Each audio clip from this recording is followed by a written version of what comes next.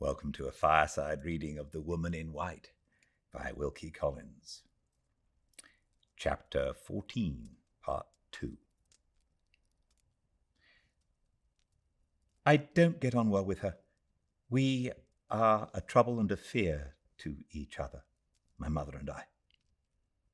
A trouble and a fear to each other. At those words, the suspicion crossed my mind for the first time that her mother might be the person who had placed her under restraint. "Don't ask me about Mother," she went on. "I'd rather talk of Mrs. Clements. Mrs. Clements is like you. She doesn't think that I ought to be back in the asylum, and she is as glad as you are that I escaped from it. She cried over my misfortune and said it must be kept secret from everybody." Her misfortune. In what sense was she using that word? In a sense which might explain her motive in writing the anonymous letter. In a sense which might show it to be the too common and too customary motive that has led many a woman to interpose anonymous hindrances to the marriage of the man who has ruined her. I resolved to attempt the clearing up of this doubt before more words passed between us on either side. "What misfortune?" I asked. "The misfortune of my being shut up," she answered, with every appearance of feeling surprised at my question. "What other misfortune could there be?"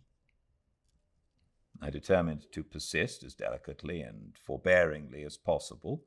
It was of very great importance that I should be absolutely sure of every step in the investigation which I now gained in advance.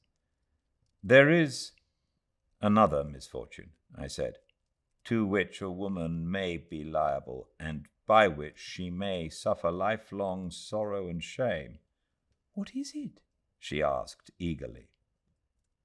"The misfortune of believing too innocently in her own virtue, and in the faith and honor of the man she loves," I answered.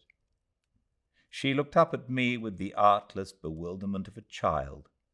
Not the slightest confusion or change of color, not the faintest trace of any secret consciousness of shame struggling to the surface, appeared in her face. That face which betrayed every other emotion with such transparent clearness. No words that ever were spoken could have assured me, as her look and manner now assured me, that the motive which I had assigned for her writing the letter and sending it to Miss Fairley was plainly and distinctly the wrong one. That doubt, at any rate, was now set at rest. But the very removal of it opened a new prospect of uncertainty. The letter, as I knew from positive testimony, pointed at Sir Percival Glyde, though it did not name him. She must have had some strong motive, originating in some deep sense of injury, for secretly denouncing him to Miss Fairley in such terms as she had employed, and that motive was unquestionably not to be traced to the loss of her innocence and her character. Whatever wrong he might have inflicted on her was not of that nature. Of what nature could it be? "I don't understand you," she said, after evidently trying hard and trying in vain to discover the meaning of the words I had last said to her. "Never mind," I answered. "Let us go on with what we were talking about. Tell me how long you stayed with Mrs. Clements in London, and how you came here." "How long?" she repeated. "I stayed with Mrs. Clements till we both came to this place 2 days ago." "You are living in the village, then?" I said. "It is strange I should not have heard of you, though you have only been here 2 days. "No, not in the village. 3 miles away at a farm. Do you know the farm? They call it Todd's Corner." I remembered the place perfectly. We had often passed by it in our drives. It was one of the oldest farms in the neighborhood, situated in a solitary, sheltered spot, inland, at the junction of 2 hills. "They are relations of Mrs. Clements at Todd's Corner. she went on, and they'd often asked her to go and see them. She said she'd go and take me with her for the quiet and the fresh air. It was very kind, was it not? I would have gone anywhere to be quiet and safe and out of the way, but when I heard that Todd's Corner was near Limmeridge, I was so happy. I would have walked all the way barefoot to get there and see the schools and the village and Limmeridge House again. They are very good people at Todd's Corner. I hope I shall stay there a long time. There is only one thing I don't like about them, and don't like about Mrs. Clements. What is it? They will tease me about dressing all in white. They say it looks peculiar. They say it looks particular. How do they know? Mrs. Fairley knew best. Mrs. Fairley would never have made me wear this ugly blue cloak. Oh, she was fond of white in her lifetime. And here is white stone about her grave, and I am making it whiter for her sake. She often wore white herself, and she always dressed her little daughter in white. Is Miss Fairley well and happy? Does she wear white now, as she used to when she was a girl? Her voice sank when she put the questions about Miss Fairley, and she turned her head farther and farther away from me. I thought I detected in the alteration of her manner an uneasy consciousness of the risk she had run in sending the anonymous letter, and I instantly determined so to frame my answer as to surprise her into owning it. Miss Fairley was not very well or happy this morning, I said. She murmured a few words, but they were spoken so confusedly and in such a low tone that I could not even guess at what they meant. Did you ask me why Miss Fairley was neither well nor happy this morning? I continued. No, she said quickly and eagerly. Oh, no, I never asked that. I will tell you without your asking, I went on. Miss Fairley has received your letter. She had been down on her knees for some little time past, carefully removing the last weather stains left about the inscription while we were speaking together. The first sentence of the words I had just addressed to her made her pause in her occupation and turn slowly, without rising from her knees, so as to face me. The second sentence literally petrified her. The cloth she had been holding dropped from her hands. Her lips fell apart. All the little colour that there was naturally in her face left it in an instant. How do you know? She said faintly. Who showed it to you? The blood rushed back into her face, rushed overwhelmingly, as the sense rushed into her mind that her own words had betrayed her. She struck her hands together in despair. I never wrote it, she grasped affrightedly. I know nothing about it. Yes, I said, you wrote it, and you know about it. It was wrong to send such a letter. It was wrong to frighten Miss Fairley. If you had anything to say that it was right and necessary for her to hear, you should have gone yourself to Limmeridge House. You should have spoken to the young lady with your own lips. She crouched down over the flat stone at the grave till her face was hidden on it and made no reply. Miss Fairley will be as good and kind to you as her mother was, if you mean well, I went on. Miss Fairley will keep your secret and not let you come to any harm. Will you see her tomorrow at the farm? Will you meet her in the garden at Limmeridge House? Oh, if I could die and be hidden and at rest with you! Her lips murmured the words close on the gravestone, murmured them in tones of passionate endearment to the dead remains beneath. You know how I love your child for your sake, oh, Mrs. Fairley, Mrs. Fairley. Tell me how to save her. Be my darling and my mother once more, and tell me what to do for the best. I heard her lips kissing the stone. I saw her hands beating on it passionately. The sound and the sight deeply affected me. I stooped down and took the poor helpless hands tenderly in mine and tried to soothe her. It was useless. She snatched her hands from me and never moved her face from the stone. Seeing the urgent necessity of quietening her at any hazard and by any means, I appealed to the only anxiety that she appeared to feel in connection with me and with my opinion of her, the anxiety to convince me of her fitness to be mistress of her own actions. Come, I said gently, try to compose yourself, or you will make me alter my opinion of you. Don't let me think that the person who put you in the asylum might have had some excuse. The next words died away on my lips.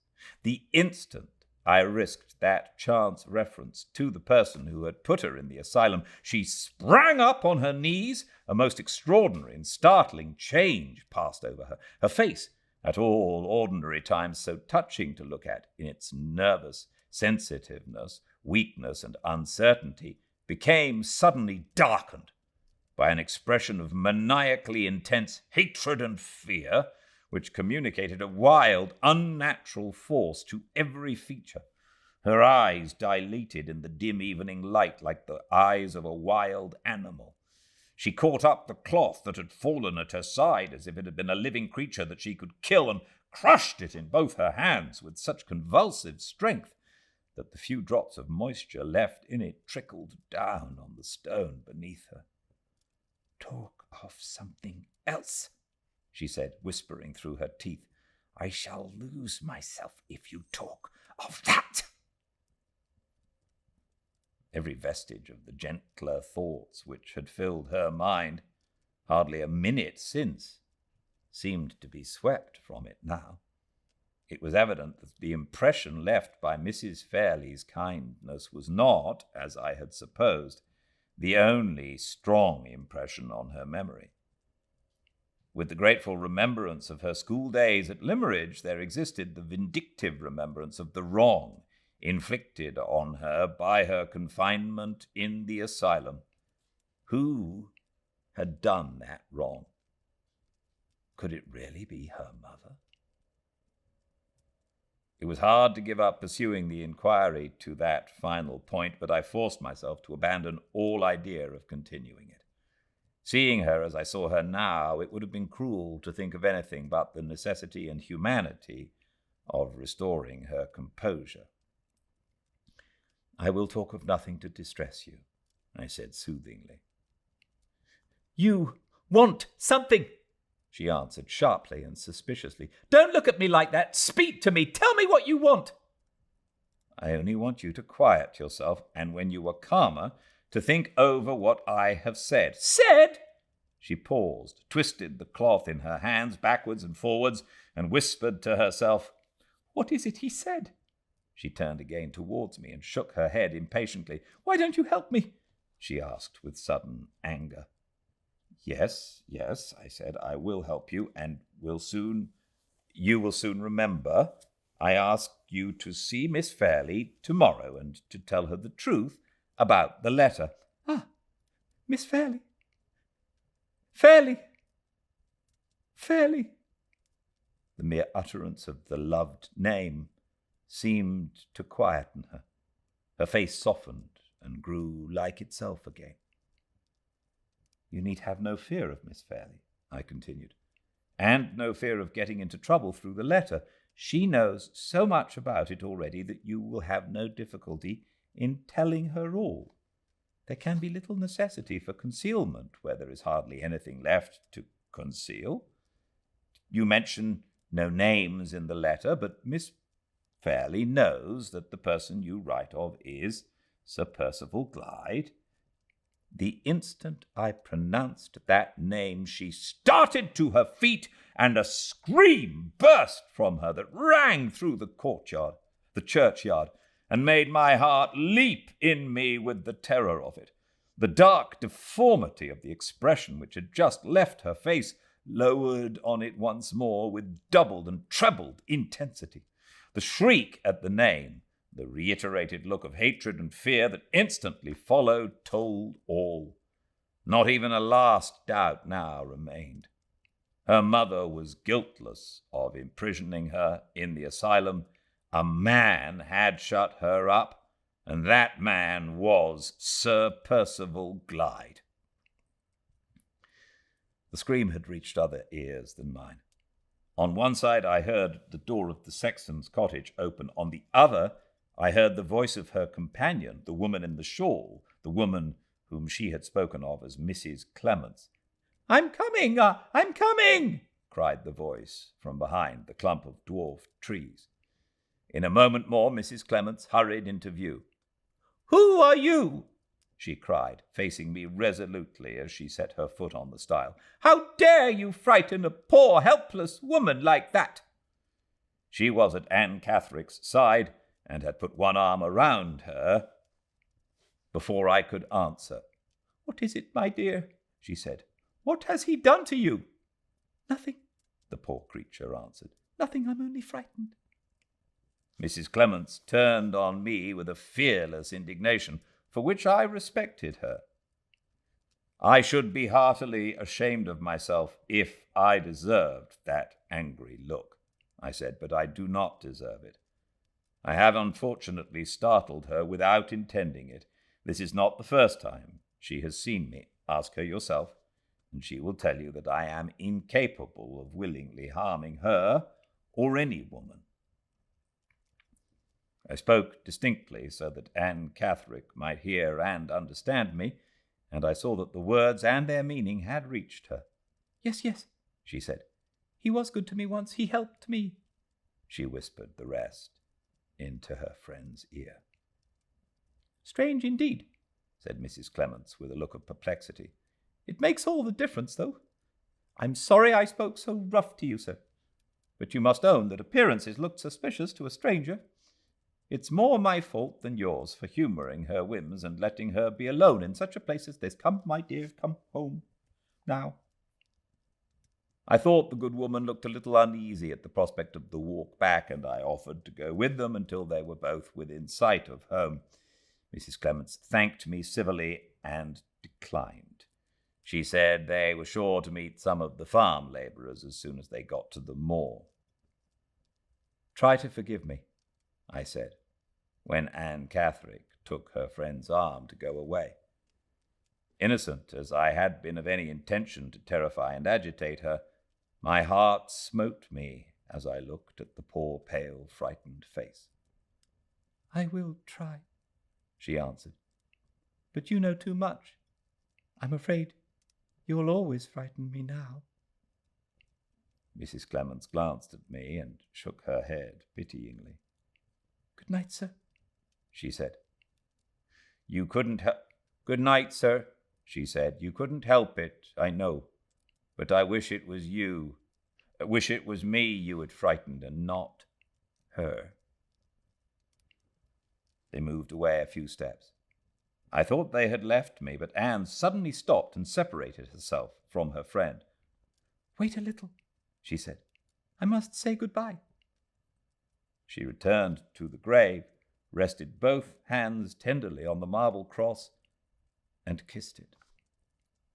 "I'm better now," she sighed, looking up at me quietly. "I forgive you." She joined her companion again, and they left the burial ground. I saw them stop near the church and speak to the sexton's wife, who had come from the cottage and had waited, watching us from a distance. Then they went on again up the path that led to the moor. I looked after Anne Catherick as she disappeared, till all trace of her had faded in the twilight, looked as anxiously and sorrowfully as if that was the last I was to see in this weary world of the woman in white.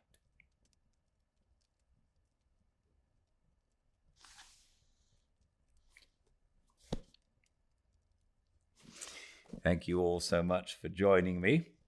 I wonder if you're all going to be there when I look at the back of the telephone. Sorry, that was a bit rushed today, but I was hoping to get the reading in before the phone stops working. We shall see. I am going to read with a recharged phone tomorrow evening, 5 Pacific at Fireside Reading on Instagram, live from here, and all the chapters uploaded to the YouTube channel. Please subscribe, check it out if you would like, and also check out firesidereading.com. Until I see you all again, everyone, please stay very, very well. Good night.